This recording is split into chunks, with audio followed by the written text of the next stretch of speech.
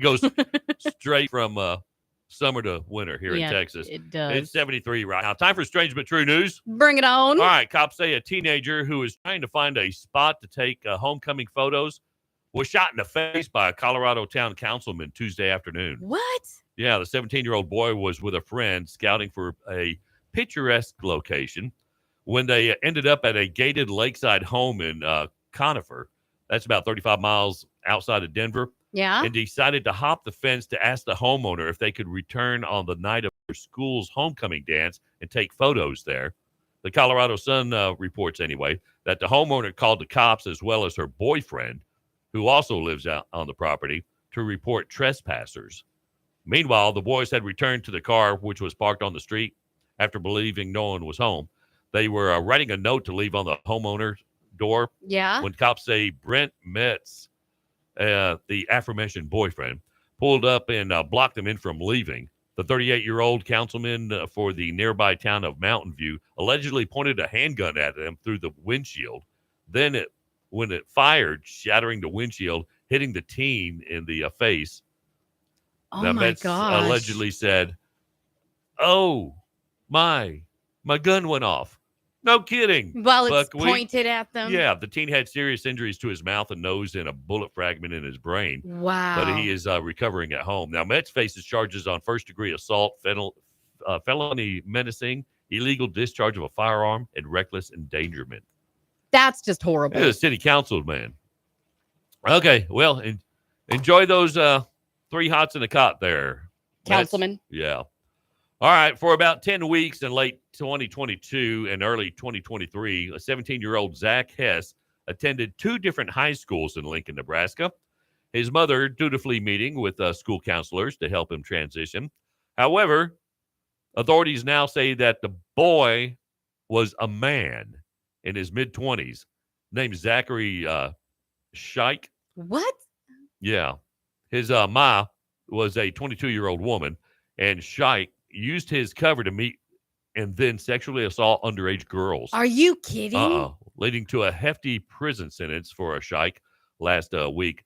Now, he first enrolled as a transfer student in Lincoln Northwest High School in the fall of 2022, and then popped up at Lincoln Southeast High School, where he'd graduated in 2015 in the spring. Now, he was 26 at the time.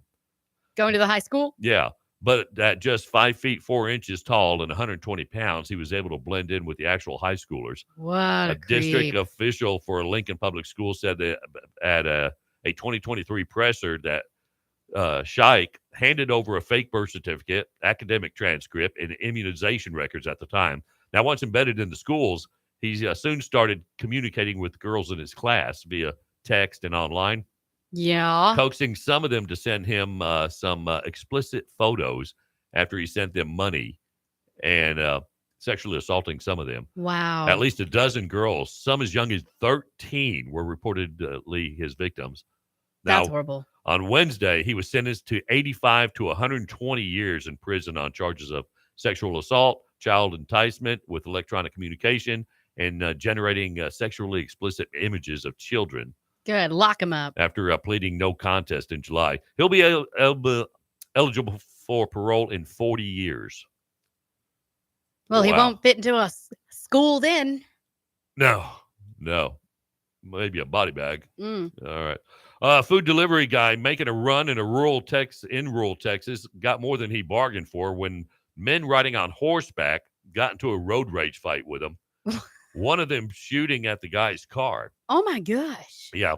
Well, sort of situation we would expect to unfold in Texas here. Yeah. It happened in southwest of Houston in Fort Bend County.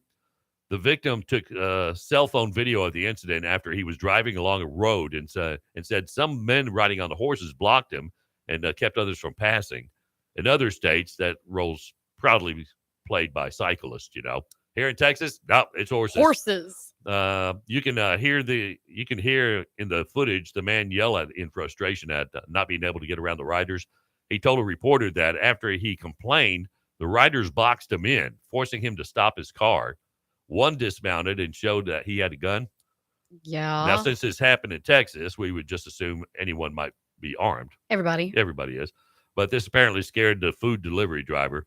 He gunned it, driving through a ditch to get away. And that's when he claims that the man fired a shot at his car. And in a panic, he heard a noise, but wasn't sure what it was. Yeah. We're guessing this guy doesn't visit the range pretty much ever. After getting to where he was going, the victim noticed a nice little bullet hole in the trunk lid, and a frying pan that he had in the trunk had a dent in it from there was an exit wound in the car's back seat. Now, thankfully, it wasn't on him. We only know one side of the story, but something tells us that horseback riders aren't going to just step forward and tell their side. No, they're busy. Got fences to mend, Perhaps they felt threatened by the food delivery driver shouting at them and doing who knows what. Talking about We 0 may to never 1,000. know, but what we do know is this story is very Texas. Yeah. Yeah. Yeehaw. Giddy up. All right. Some poor Uber delivery driver, Uber Eats. Surrounded by horses. Welcome to Texas, y'all. All right, Land Passes Real Country is on iHeartRadio, or you can just download the app on your phone. Take us everywhere you go, all right? Every day. 852, 8 before 9, the Land Passes Real Country. Today's hits, yesterday's favorites. Good morning. Ken and Casey in the morning. What you just said is one of the most insanely idiotic things I have ever heard. Everyone in this room is now dumber for having listened to it. May God have mercy on your soul. Lampasas Real Country on iHeartRadio. Struggling with those skyrocketing electric bills? The new KLTX-DB Lampasas Real Country has got your back. With the help from Lampasas County businesses, we're ready to light up your life by helping pay your electric bill. That's right. Just listen to KLTX-DB for your chance to win and keep the light shining bright in your home. Tune in at 7:20 each weekday morning during the Ken and Casey Show for your cue to call. Be caller 5 at 512-564-5144, and your name goes in the bucket for the drawing on the first weekday of the month. It's all thanks to the incredible support from local businesses